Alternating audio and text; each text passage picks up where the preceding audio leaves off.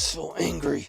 Oh, I'm so mad. Oh, trans clone trooper in Star Wars. Kathleen Kennedy lashes out after trans clone trooper backlash. Yes, you heard it right. Things are getting chaotic at Lucasfilms once again, and this time all eyes are on Kathleen Kennedy. If you followed Star Wars for a while, you know her track record with fans has been, well, pretty rough. And just when we thought things couldn't get more chaotic, here comes another curveball. Disney introduced a trans clone trooper. Yep, you heard that right. And let's just say the fan base is not exactly thrilled. So, what's the story? Well, Disney decided to introduce a trans character into the Star Wars universe. Now, don't get me wrong, representation is important, it really is. But here's where things went completely off the rails. Instead of creating a deep, meaningful character, they slapped a trans identity on a clone trooper. Physical attributes of this world, or sexual preferences, I suppose, and identities of this world, you're kind of closing that larger galaxy. Yep, one of those genetically identical soldiers bred for war. And now we're supposed to believe that one of them is struggling with their gender identity? It's like they just threw the idea out there and just walked away like they'd solved some major global issue. Seriously, out of all the characters they could have chosen, they went with a clone trooper for this? As you can imagine, the Star Wars fans did not take this lightly. And honestly, who can blame them? Fans have been clear, diversity isn't the problem. In fact, they've been asking for it for years. But what they want is for it to make sense within the story. Throwing in a character for the sake of ticking a box without thinking through how it fits into the world, that's where people started to get frustrated. And how did Kathleen Kennedy handle the backlash? Instead of addressing the actual concerns, she went off, ranting about how the fan base is full of bigots and people stuck in the past. The same old song and dance we've seen before. Fans have been vocal over and over again that their issue isn't with diversity, it's with making sure it's done right. But it seems like, once again, that message got lost somewhere along the way. It's the same old story we've seen 100 times before. Whenever the fans don't fall in line with Kathleen Kennedy's vision, she lashes out. And this time she didn't hold back, going so far as to say that the fans who aren't on board with this decision are the real problem in the Star Wars community. Can you believe that? This is the same person who took Luke Skywalker, our beloved hero, and turned him into a bitter old recluse, sidelining him in favor of Rey, who seemingly could do no wrong from the moment she appeared. So are we even surprised anymore? This new one is The Secrets of the Clone Troopers. I didn't even know they were making it. So, I'll be picking it up and checking it out, because I want to know what they're writing about Rex and Cody and everybody in there. And then it gets even crazier. Kennedy didn't just stop there, she reportedly doubled down, claiming that introducing the trans clone trooper was essential to modernizing Star Wars. Wait, what? A franchise that's been a massive success for over 40 years suddenly needs to be modernized by pushing a political agenda? What it really needs is to go back to what worked: solid storytelling, characters we actually care about, and real stakes that keep us on the edge of our seats. But instead of focusing on what matters, Kennedy's alienating the very fans who've kept this franchise alive for decades. Now, let's think about this for a second. These clone troopers are supposed to be exact genetic copies of Jango Fett. So how does it make any sense that one would have a completely different gender identity? Of course, they don't want to label this character as defective because that would be politically incorrect. But we're expected to believe that out of all these identical clones, this one just happens to have a different identity? It's mind-boggling. Sure, some activists were over the moon about it. They see it as a huge step forward. But most people, well, they think it's pretty ridiculous.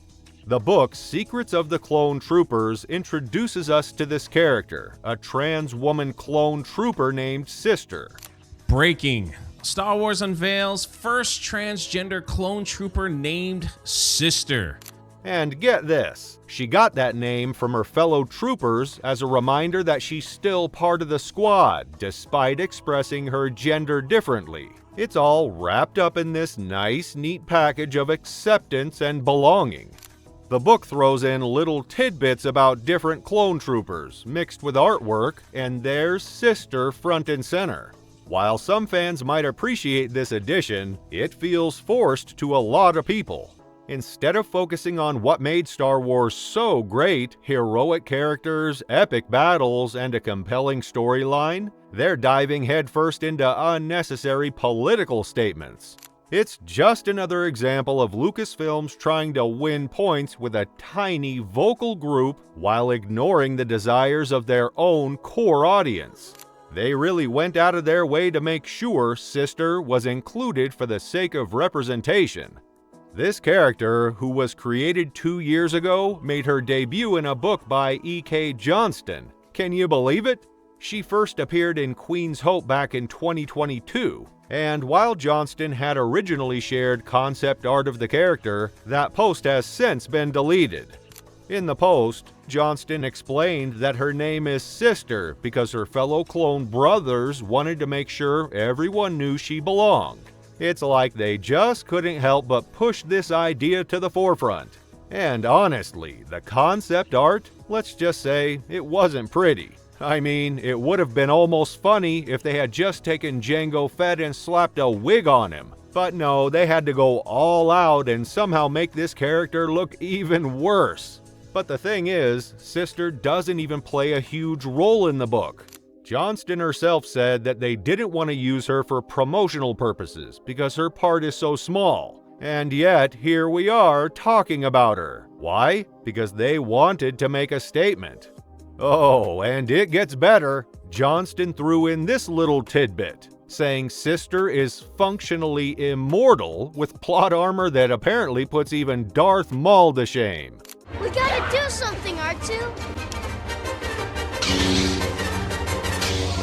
Now, maybe she was being cheeky, but come on. That's not the kind of thing that gets Star Wars fans excited. It's the kind of thing that makes them roll their eyes. And the whole idea of this character? Well, it came about because, according to Johnston, the story group really wanted her to include a trans character in the book. She originally pushed back, saying she didn't want to change the existing character's identity, but eventually agreed to create a new one just to satisfy this demand. And then we get this bizarre interaction where Sister, the trans woman clone trooper, has to get acceptance from none other than Anakin Skywalker.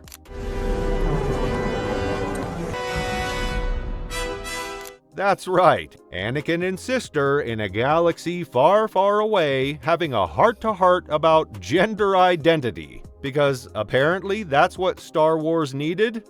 And to top it all off, they gave Sister a color scheme that looks suspiciously like the trans flag, just to hammer the point home.